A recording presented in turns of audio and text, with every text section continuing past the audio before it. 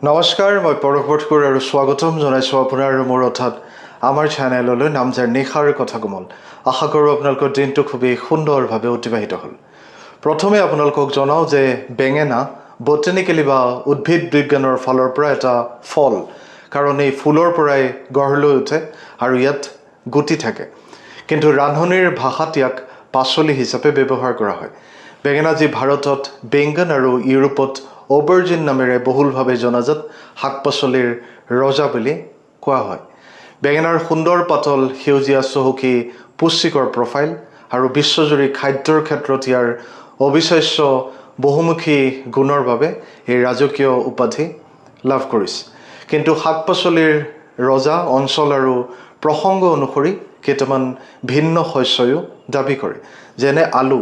ইয়াৰ বৃহৎ বিশ্বব্যাপী উৎপাদন, অৰ্থনৈতিক গুৰুত্ব আৰু কোটি কোটি মানুহৰ খাদ্যৰ প্ৰধান খাদ্য হিচাপে মৰ্যাদাৰ বাবে সঘনাই শাক পাচলিৰ ৰজা বুলি কোৱা হয়। একেদৰে হালধি ইয়াৰ শক্তিশালী নিৰাময় গুণ আৰু অতুলনীয় সোৱাদ ক্ষমতাৰ বাবে বিশ্বজুৰি বনৌষধি বিশেষজ্ঞ আৰু চেফসকলে শাক পাচলিৰ ৰজা হিচাপে উদযাপন কৰে। ঠিক তেনেদৰে বিলাহী ইয়াৰ বিপুল উৎপাদন আৰু বিশ্বব্যাপী খাদ্যত গুৰুত্বৰ বাবে কৃষি আৰু ৰান্ধনি মহলত সঘনাই ৰজা বুলি কোৱা হয়। ফুলকবিকো কোৱা হয়।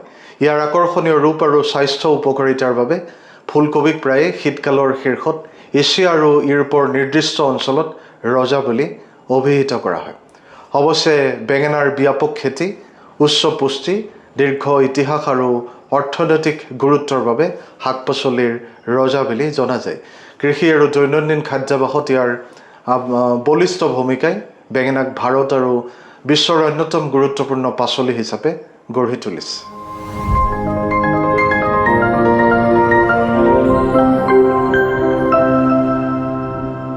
বিশেষকৈ ভাৰতত ইয়াৰ ব্যাপক খেতি, বছৰজুৰি উপলব্ধতা, অধিক ব্যৱসায়, পুষ্টিকৰ গুণ আৰু অৰ্থনৈতিক গুৰুত্বৰ বাবে বেঙেনাক শাক পাচলিৰ ৰজা বুলি জনা যায়।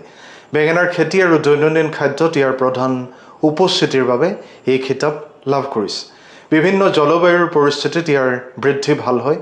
এটা ঋতুতে একাধিকবাৰ চপাব পাৰি আৰু প্ৰতিদিনে লাখ লাখ লোকে বেঙেনা খায়।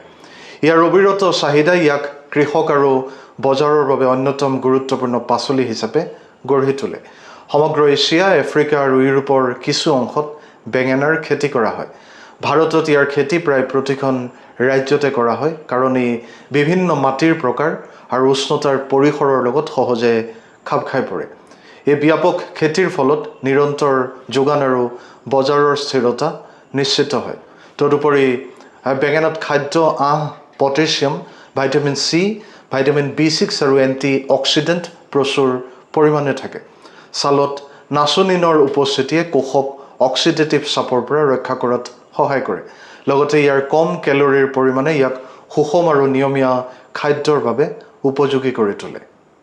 বিশ্বৰ ভিতৰতে ভাৰতে বেঙেনা উৎপাদনত শীৰ্ষ দেশ হিচাপে স্থান লাভ কৰে। পশ্চিমবংগ ভাৰতৰ ভিতৰতে সৰ্বাধিক বেঙেনা উৎপাদনকাৰী ৰাজ্য। ওড়িশা, বিহাৰ, মধ্যপ্ৰদেশ, কৰ্ণাটক আৰু অন্ধ্ৰপ্ৰদেশৰ দৰে ৰাজ্যও ৰাষ্ট্ৰীয় উৎপাদনত যথেষ্ট অৰিহণা যোগায়। ভাৰতে মধ্যপ্ৰাচ্যৰ দেশ শ্ৰীলংকা, বাংলাদেশ আৰু দক্ষিণ পূব এছিয়ালৈ বেঙেনা ৰপ্তানি কৰে। সতেজ বেঙেনা আৰু প্ৰচেছড ফৰ্ম দুয়োটা ভাৰতৰ শাক পাচলি ৰপ্তানিৰ টোপোলাৰ অংশ। এইখিনিতে জনাওঁ যে বেঙেনা চোলানাচিয়ে পৰিয়ালৰ অন্তৰ্গত, য'ত বিলাহী, আলু আৰু জলকীয়াও অন্তৰ্ভুক্ত আছে। এই পৰিয়ালত বিশ্বব্যাপী গুৰুত্বপূৰ্ণ কেইবাটাও খাদ্য শস্য আছে। 2000 বছৰতকৈ অধিক সময় ধৰি বেঙেনাৰ খেতি কৰা হৈছে। ঐতিহাসিক তথ্যই ইয়াৰ আৰম্ভণি আৰু পৰম্পৰাগত খাদ্যত অবিৰত ব্যৱহাৰ নিশ্চিত কৰে। এই কথাৰে আজিৰ এই খণ্ডটো সামৰিছোঁ। আশা কৰোঁ আপোনালোকে আদৰি ল'ব, লগতে আপোনালোকৰ মতামত আগবঢ়াব আৰু চেনেলটো নিশ্চয়কৈ ছাবস্ক্ৰাইব আৰু ফ'ল' কৰিব। পুনৰ লগ পাম এক নতুন আৰু আকৰ্ষণীয় বিষয়ৰ সৈতে। ভগৱানে আপোনালোক সকলোৰে মংগল কৰক। আজিলৈ আহোঁ। শুভৰাত্ৰি। ধন্যবাদ।